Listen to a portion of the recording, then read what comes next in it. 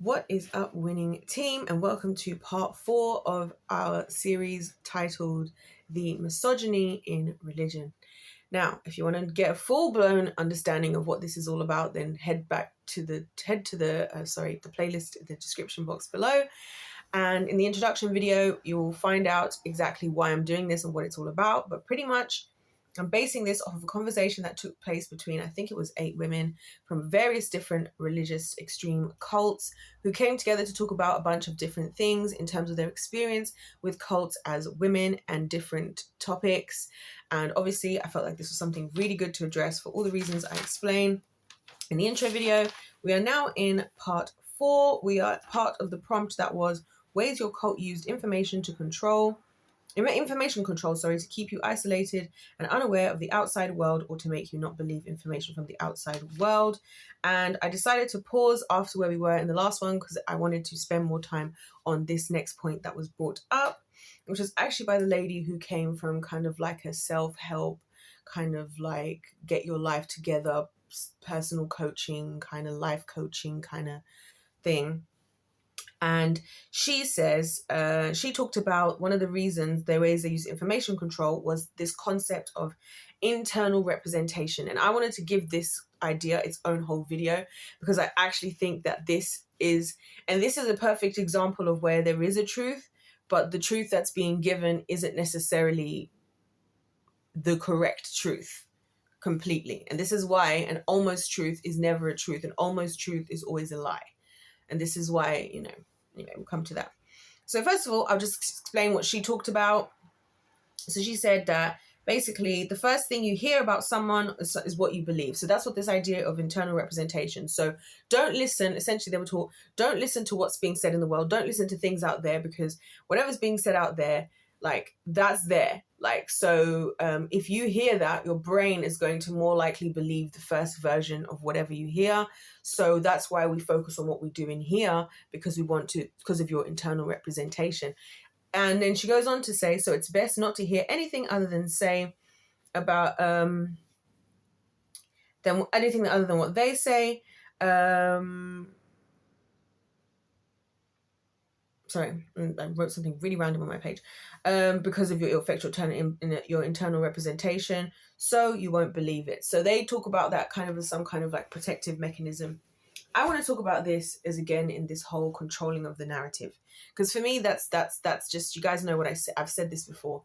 One of the greatest tricks of the kingdom of darkness, one of the devil's best tricks that he uses, not just in religion but in the world. This is why the media, sports and entertainment for me is one of the most influential of all else. Because if we're going to talk about internal representation, we all know that we're always most likely to believe the story that we heard first, or the experience that we had first.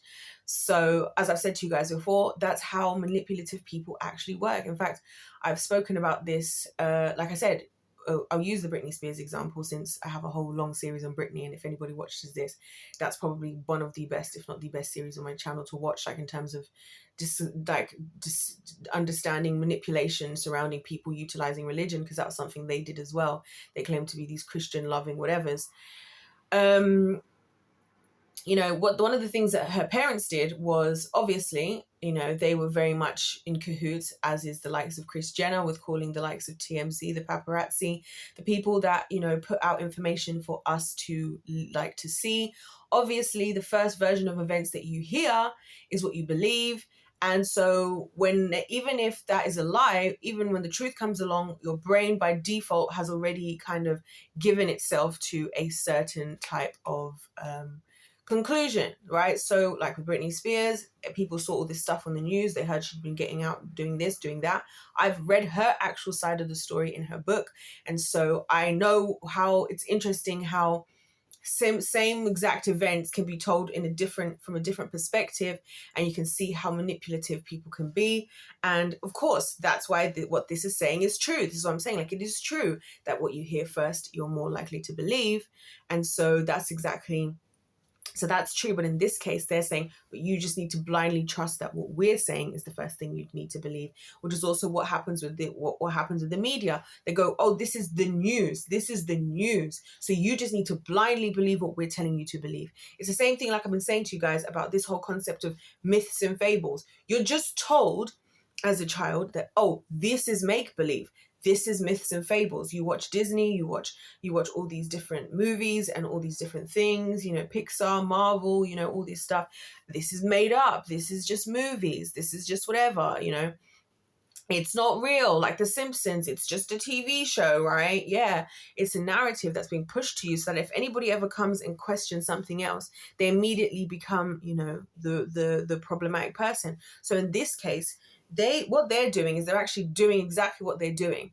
So they're saying, we're telling you the right thing, and we don't want you to hear the wrong thing, right? Just like I'm saying to you about all these different things. When in reality, you're being told the wrong thing, and then you're being told that you've got the wrong thing and not to hear the other thing, because the other thing is going to affect your ability to hear the right thing, when actually the other thing is the right thing and what you're hearing is the wrong thing. And ladies and gentlemen, that's exactly what happens in this world today.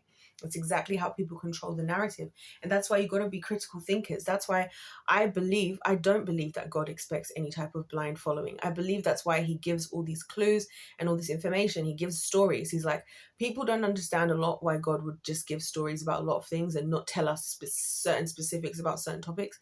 I believe that's because God wants you to think critically. He gave you a brain. He says, I created man in my image. I gave you the powers like I have to create, to think critically, to make decisions, to do things for yourself. He says, be fruitful and multiply, have dominion, like go off. He didn't say, it's actually, if you think about it, he really just said, go and do what you want, like within reason. Do you know what I'm saying? Is in like in an orderly fashion, in an orderly manner, in a functional way, in a healthy way that's going to produce, good things for you. That's essentially all that he said, right? But then he's like, here's why I've said all these things. Why does he say all these things, and why does he do it? He's opening the doors for him to be critiqued. It's like, critique me. Here's what happened. Go and look in history. He talks about, and in the 365th day of this, you can go and match it up with history. You can go and do your due diligence. You can go and critique and go and see throughout history that other people had to say, right? You think critically for yourself. He was never about, oh, just only look at this and be over here. And this is what I'm saying about the religious thing. Like Christians today get caught up about things like the book of Enoch, right? Like, oh my gosh, that's not the biblical canon. I never said it was the biblical canon, but the Bible actually refers to it. Not to mention the fact that it's people from the Bible that wrote it. So maybe there's some interesting context there. The Bible oftentimes references other books. It represents the book of the kings, other books about the kings. And he says, if you want to know more, like at the end of one of the chapters, like if you want to know more, go to the books of the kings or the whatever. It's as if like we're supposed to be able to have some kind of a library of not just, obviously this is God's word, this is the infallible word, breathed word of God, but it's like there's other people's perspectives that they've given stuff that also gives light to what's happening. Go and look at the research out there. Like I said to you guys, if you look in history, in I think it's, why do I always freaking forget? I think it's in first century Greek history, and there's another one, first century Greek, and then there's another first century something else, and I feel like it starts with an A, I can't remember. They've listed historically in their own, it couldn't be Greek then. What is it then? It's got to be like, it's because you know how places change the names of them out of the years. But anyways, you look into the histories of places like Egypt and stuff from early on, their historical texts actually list people like Moses as a magician. So that's a different version from what God is saying. Obviously, God is like, this is my opinion, and if you have critiqued me and you think that you've critiqued what I've said about myself, and you trust that I'm the truthful source, then I'm telling you that Moses got his powers from me, and they were not magical powers, they were spiritual powers. Those guys had magical powers, I had spiritual powers. Then you go and read the history books. The history books say that Moses is a magician.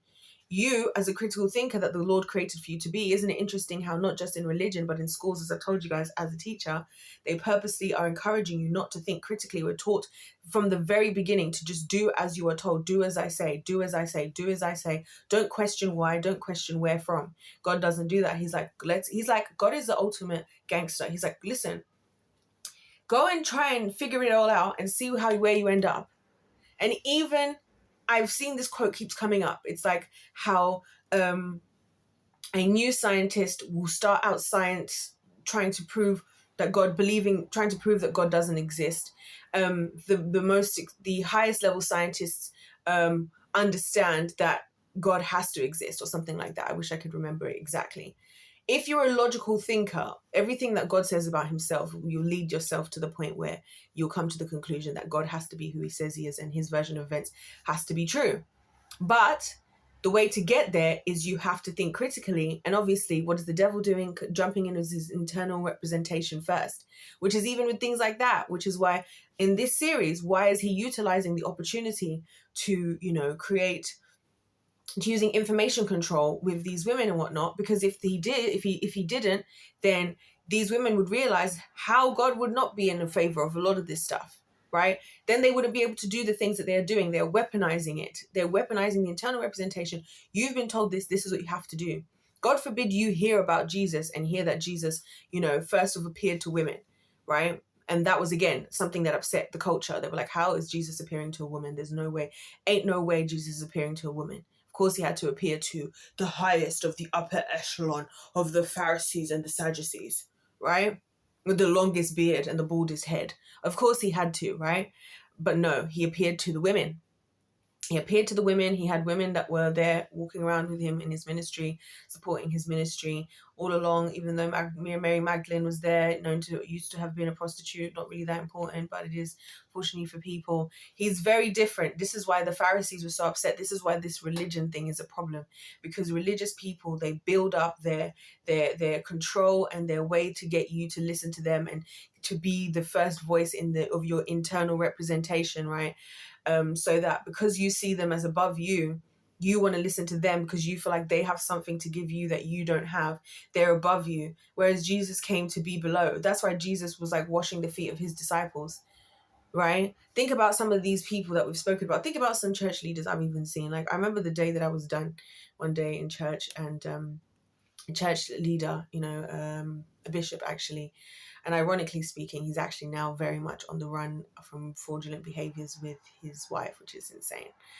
Isn't it funny how these things figure themselves out? But I remember being in church, and this was just it for me, where obviously, people bring, the leaders, the pastors, the priests, the bishops, the whatever's, water and stuff while they're speaking. I think that's reasonable.